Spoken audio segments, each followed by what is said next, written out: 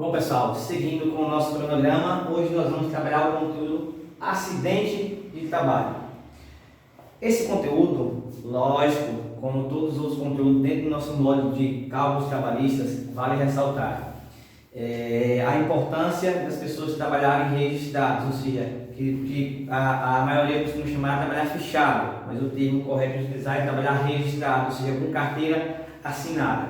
Assim, ele passa a ter direito a vários benefícios oferecidos tanto pelo governo quanto pela instituição, pela sua obrigação patronal, certo? Então, quando o indivíduo não trabalha registrado, ele passa também a não ter direito a vários benefícios, inclusive quando o acontecimento de um acidente decorrente da sua atividade laboral, certo? Mas vamos lá, focar. O acidente de trabalho, gente, muitas pessoas confundem que esse acidente só é equiparado quando o indivíduo está na realização da sua atividade laboral, ou seja, está na realização da sua atividade do trabalho do dia a dia, mas não. Esse acidente é equiparado quando o indivíduo está desempenhando o trabalho, ele seja a serviço da instituição ou também do empregador. Mas eu saí lá da empresa para fazer alguma coisa para o meu empregador, realizar algum tipo de atividade para o meu empregador. Nesse período aconteceu o acidente, é considerado um acidente de trabalho, porque de uma forma ou de outra você estava a serviço do seu empregador e você estava no seu horário de serviço. Então, também é considerado um acidente de trabalho. Então, fica claro, ressaltar que o acidente de trabalho não é configurado somente quando o indivíduo está a prestar o seu serviço para a instituição, e sim também quando o indivíduo está a prestar o seu serviço para o empregador ou para o representante legal da instituição, certo? Ou seja, o representante que responda pela instituição. Então, nesses dois casos, é configurado sim o acidente decorrente do trabalho, certo? Mas vamos lá. O acidente de trabalho, certo, gente? O acidentado, a pessoa que foi acidentada, ele tem direito a ser ressarcida quando o acidente de trabalho produzir direta ou indiretamente algumas lesões que resultem na morte do indivíduo. Nesse caso, o indivíduo não vai ser ressarcido, e sim a família do indivíduo, porque como o acidente ocasionou a morte, então a família, que é, logicamente, possivelmente dependente desse indivíduo, então vai passar a ter direito a ser ressarcido. De que forma? De forma por danos morais, e nesse caso a instituição também ela não perde lá a sua obrigação de ser responsabilizada, possivelmente criminalmente, certo? E pode ter também o acidente que cause resulte em algum tipo de redução da capacidade de ganho do trabalhador. Vou explicar melhor. Aconteceu um acidente de trabalho com o indivíduo. O acidente de trabalho não ocasionou a morte desse indivíduo, mas ocasionou uma deficiência nesse indivíduo, que ele vai ter algum tipo de dificuldade para ter o seu ganho no serviço, certo? Ou seja, o indivíduo perdeu algum membro, certo? O indivíduo ficou paraplégico, certo? Então, nessas condições, passa a ter direito também o indivíduo, certo? E a família do indivíduo, uma vez que o indivíduo perdeu a sua mobilidade, que resultava no seu ganho produtivo, ou seja, no ganho do seu salário, que em tese é para o sustento próprio e o sustento da sua família. Então, nesses casos, tanto a instituição é penalizada por um processo de danos morais, e tanto pode ser penalizada também por um processo criminal. Aí há de se verificar de que forma se deu esse acidente de trabalho. A gente vai ver essas situações. Tranquilo? O acidentado terá direito à reparação.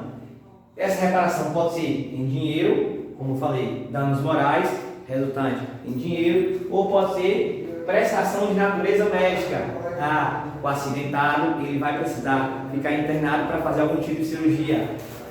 Após a cirurgia vai precisar de se realizar algumas sessões de fisioterapia, certo? E por aí vai. Então o acidentado terá direito a esse ressarcimento, a essa reparação, ou em dinheiro decorrente dos danos morais ou em alguma prestação médica decorrente do acidente também de trabalho, certo? E aí nós temos a questão do acidente de trabalho em dois viés. Ele pode ser tanto provocado pela instituição ou pode ser provocado pelo próprio trabalhador. Vamos ver as duas situações. Quando é provocado pela instituição, mas de que forma esse acidente pode ser provocado pela instituição, Romário? Bem, a instituição, nós sabemos que toda e qualquer instituição tem que seguir lá as regras de saúde, higiene do trabalho, que venha proporcionar ao seu trabalhador uma maior comodidade no ambiente de trabalho, venha proporcionar ao seu trabalhador o mínimo de risco possível de se acontecer um acidente no desempenhar das suas atividades. E quando a instituição não segue esses procedimentos, ela está sendo negligente com o seu trabalhador, ou seja, ela está assumindo o risco de que aconteça um acidente de trabalho com esse empregado e que ela seja sujeita às penalidades que nós já falamos aqui antes. Vamos dar exemplo de como seria essa negligência por parte da empresa. Nós sabemos que para o desempenhar das atividades, existem atividades que necessitam que a empresa disponibilize aos seus empregados o EPI, que é o equipamento de proteção individual, e em outras situações o EPC, que é o equipamento de proteção coletiva. Se há essa obrigatoriedade e a instituição não fornece ao seu empregado, ela está assim sujeita a essas penalidades, porque ela está assumindo o risco de, se acontecer um acidente, ela está sendo penalizada por não ter cumprido essas normas, não ter disponibilizado ao seu empregado os equipamentos necessários para a prevenção desse acidente. Não é que esses equipamentos viria a fazer com que o acidente não acontecesse. Poderia ser que o acidente acontecesse da mesma forma, mas o impacto, o dano seria muito menor se estivesse utilizando esses equipamentos. Quando acontece isso, que a instituição não cumpre com a sua obrigação, ela pode ser penalizada.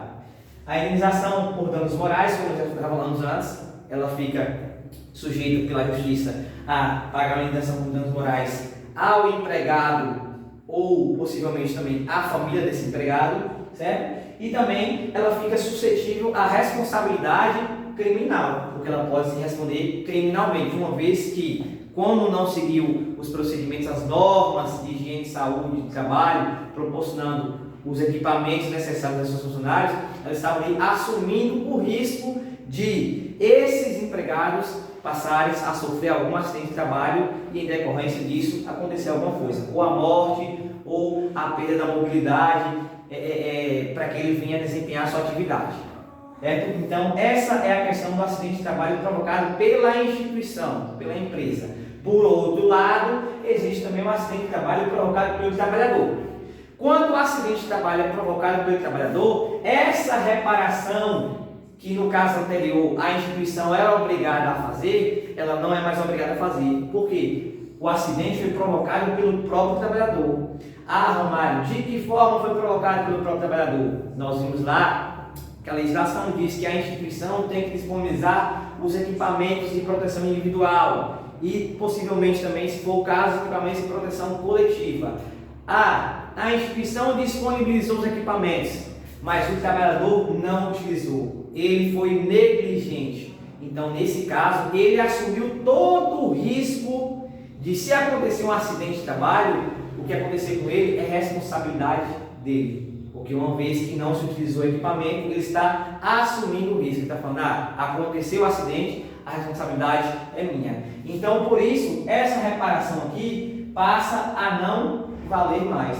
Uma vez que o indivíduo ele foi negligente, ele mesmo teve a própria intenção de provocar o acidente, ou ele, mesmo não tendo a intenção de provocar o acidente, se aconteceu o acidente, ele estava ali desprotegido e dessa forma poderia sofrer algum tipo de lesão maior. E isso acontece até nos casos em que os indivíduos utilizam de má fé. Vou sofrer um acidente. Isso pode ser até muito grosseiro da minha parte falar, mas é realidade.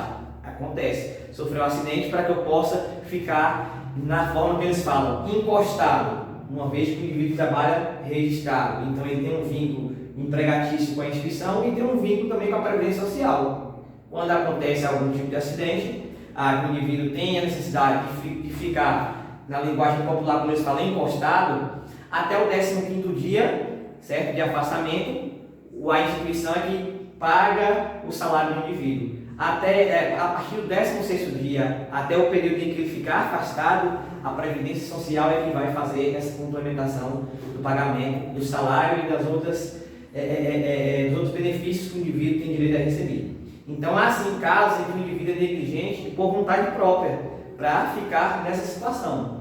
Mas não estou aqui para julgar ninguém, certo? Estamos aqui para falar da realidade do que pode acontecer. Aí foi a parte que nós vimos do acidente provocado pela própria instituição e do acidente provocado também pelo próprio trabalhador.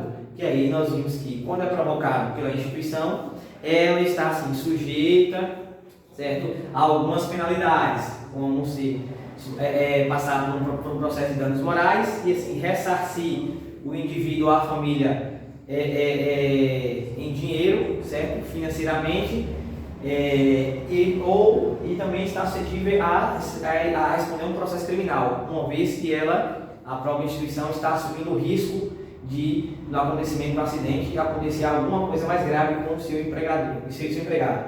E quando o acidente é provocado pelo próprio empregado, essas penalidades que a instituição estavam sujeitas, elas passam a não ter validade, uma vez que o empregado ele próprio provocou esse acidente. Certo, gente?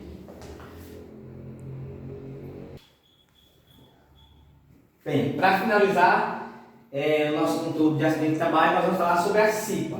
O que vem a ser a CIPA? A CIPA, a sigla diz Comissão Interna de Acidentes de Trabalho. É uma comissão que é formada internamente na instituição, certo? De que forma essa comissão é formada? Essa comissão é formada por representantes dos trabalhadores, certo? E representantes do empregador. Essa comissão ela é eleita de formas distintas, certo? O representante dos trabalhadores são escolhidos pelos próprios trabalhadores e os representantes do empregador, ou seja, da instituição, são escolhidos pelo próprio empregador. Então, a partir daí é formada essa comissão e